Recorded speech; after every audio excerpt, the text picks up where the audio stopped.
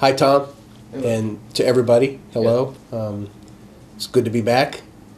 Thank you for doing this for the community and for the village.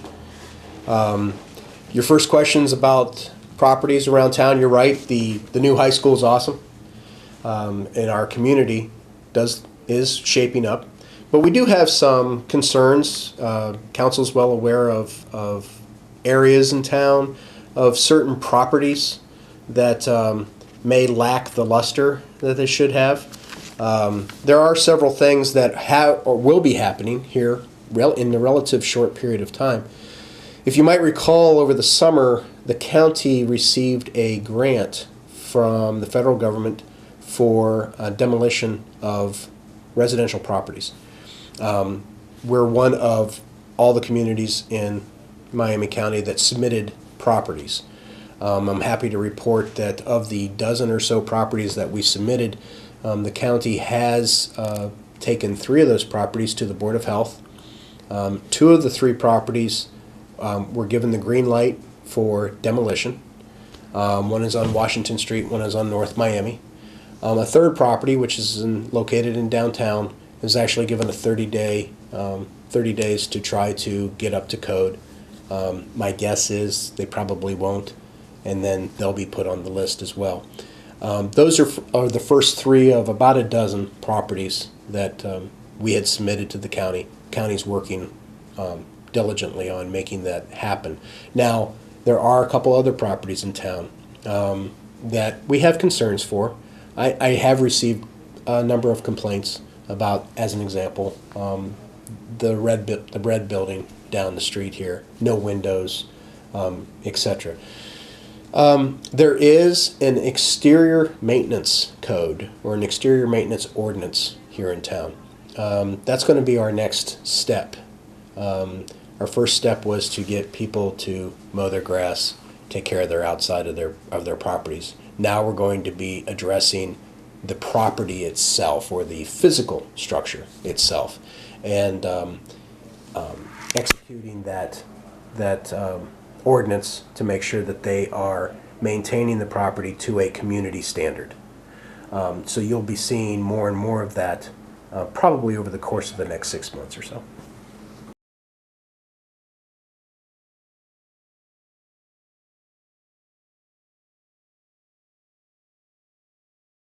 There are a number. I do not know the total number. That's not information that's provided to me.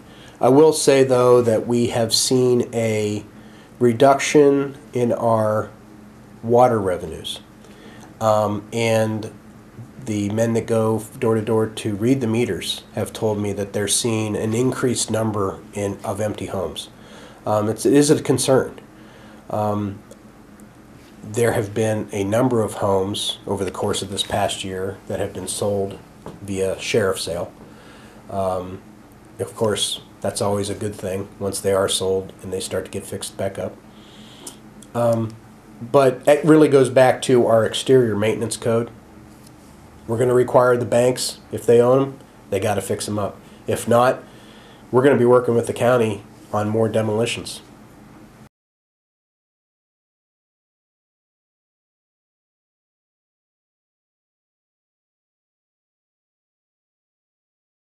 It's a great question. Yes, we do have we collect all the leaves, and we compost our leaves. We have a need for soil, and we create it. It takes about a 3-year process or so to get good, nice, rich soil. And what do we use that soil for?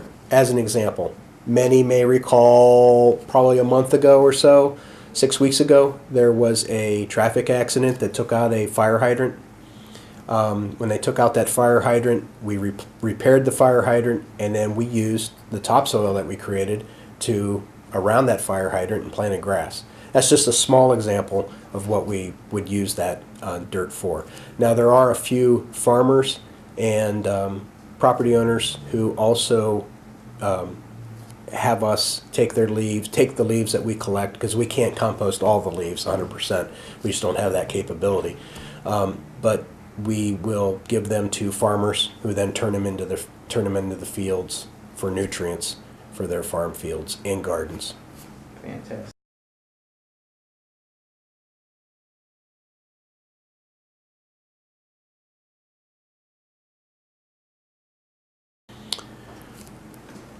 First, the easy part. What separates West Milton from the surrounding communities, and that is just the people. I've said this numerous times. I had the opportunity and the pleasure of speaking at Rotary a couple weeks ago, and I said the same thing. It's really the best job I've ever had. It's the best community I've ever lived in. This is my 6th community. 6 must be the magic number for me. But there is a positive attitude in this town, and not only this positive attitude, but a level of happiness, not satisfaction, but energy, that they want to make this town greater than it is, and they want to continue that, and that is part of balancing back to the first question about growth. I'd like to see us possibly in 2013 start a community communication. We'll call it Coffee Clatch, where we'll get together in small groups to talk about what is it that we would like to see our community become. It takes a lot more than a manager, and it takes a lot more than 7 council members to make things happen. But on the flip side, I would also say it takes a handful to really make change. And what I mean by that is, if you can imagine a young boy at a body of water on a small pond tossing in a pebble, and what happens? There's ripples. Okay? 3 people can get together, talk about the future of this town. Those 3 people can get then 12 people to get together. Those 12 could easily get 50 people to get together. Those 50 people could easily grow that to 200 people. All of a sudden, 200 people get together. That's only 5% of the population. 5% of the population can change this community. And it starts with 3. It starts with the little boy throwing a pebble into the pond to get the ripple effect. And I'd like to see us do that in 2013. Fantastic.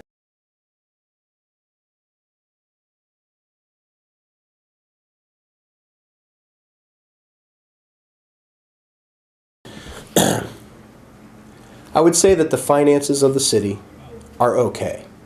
And what I mean by that is they're better than many or most other communities. However, we always like to keep it strong.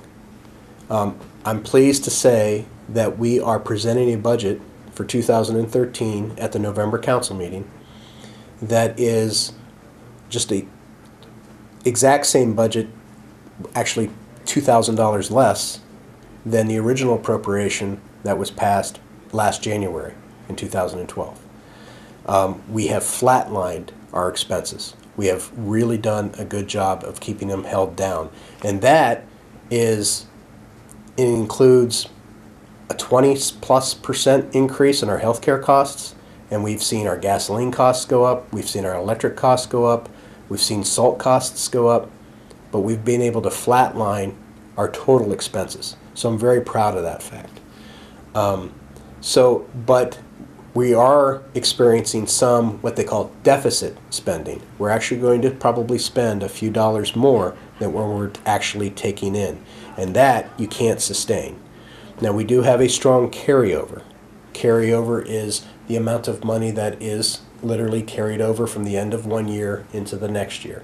And that is what is allowing us to maintain this budget the way it is without any drastic or draconian cuts right now.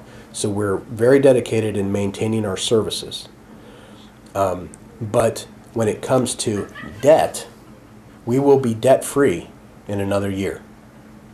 So there's 2 different things. There's a deficit and then there's debt.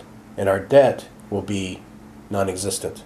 And with today's interest rates being the way they are, we are really poised to be able to help continue to grow, or at least maintain a strength in our infrastructure for the future.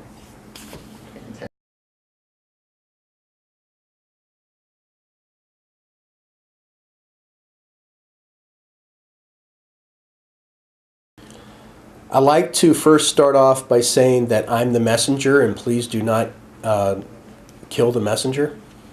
As you know, the Safe Routes to Schools is a grant that was provided to us by the Ohio Department of Transportation.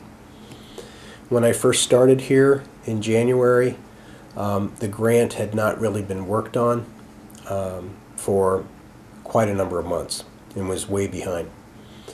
We buckled down in the month of February, got all the information to the Ohio Department of Transportation, and submitted it to them by March. They were to do the rest of the work. We just recently had a meeting with the Ohio Department of Transportation as to what the process, or where the progress was, I should say, on the construction of these sidewalks on Haskett Road and Hamilton Street. They have submitted to me an estimate of when they will put the project for sale. Now, when the ODOT says put a project for sale, that means when they're going to put it out for bid and contract with a contractor to build the sidewalks. Unfortunately, their date right now is estimated to be May of 2015. And yes, I did say 2015. It's nothing that the village, nothing that the school district, or nothing that the township had done to delay this project. But it's in ODOT's hands. They're the one paying the bill. So that's what they're telling me is going to be done.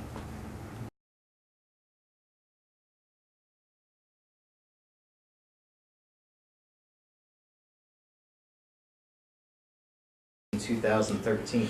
You know, they've done a really good job. I've got a great staff that has done an excellent job on the website. And I'd like to see us possibly improve our communications. As an example, what I'd like to be able to see is us being able to provide electronic communication to our citizens, somehow create a vessel that allows us to email communications out when we need to. Perfect example. We had changed the date for Beggar's Night, trick or treat, and it was on a Tuesday. Unfortunately, there was a hurricane that blew in. So instead of changing it to Wednesday, which was still a bad weather day, we had changed it to Thursday. We've done everything that we could. We put it on an electronic board. We called the newspapers, we called the television stations.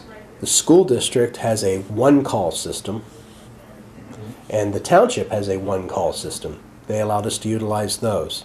I'd like to see us, West Milton, also have a one-call system where perhaps we'll be able to submit an electronic message to our residents, trying to get the word out as much as possible. So I'd like to see us just be able to communicate a little bit stronger and a little bit better. So that would probably be the enhancement that I would like to see. That'd be great.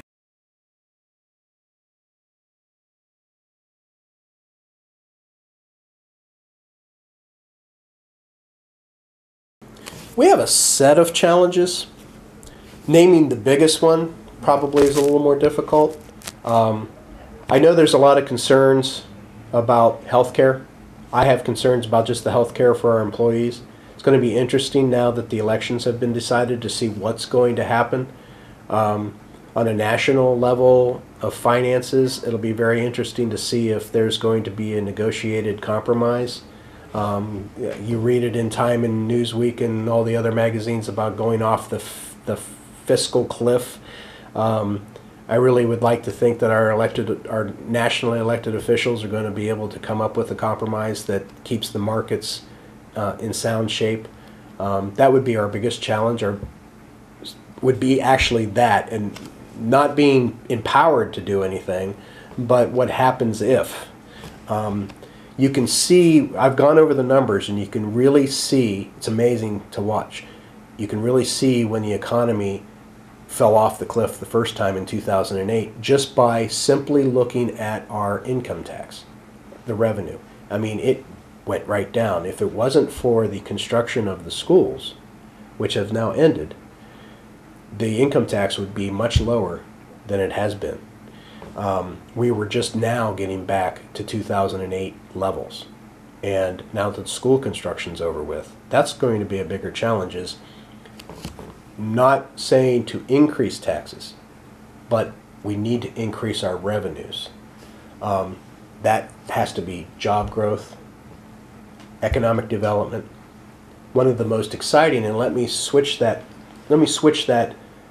question really to what is the most exciting challenge that we're going to have, is building the new parking lot downtown. The local option for the brick house passed yesterday, and watching that grow. The old 4-story building downtown, the Opera House, that has been sold to a new owner. That's exciting. We need to give that new owner support and time into being able to fix that building up as well. So there's going to be some exciting things happening as well. The school's exciting. It's a beautiful complex, you know. Our football team's awesome, you know. And it's just a really good community. So I've been getting more and more calls from people that have been asking about zoning question as to, can I build a house here, or can we add an addition here? So that means that we're starting to see a little bit of an uptick.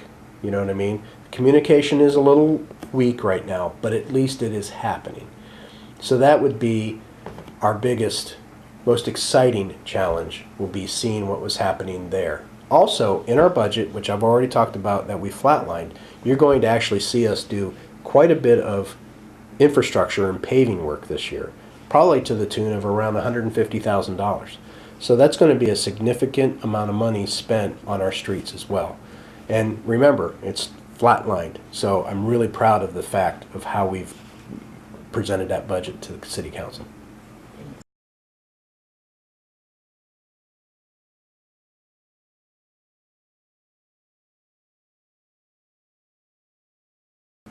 We cannot have enough involvement, and I mean that wholeheartedly.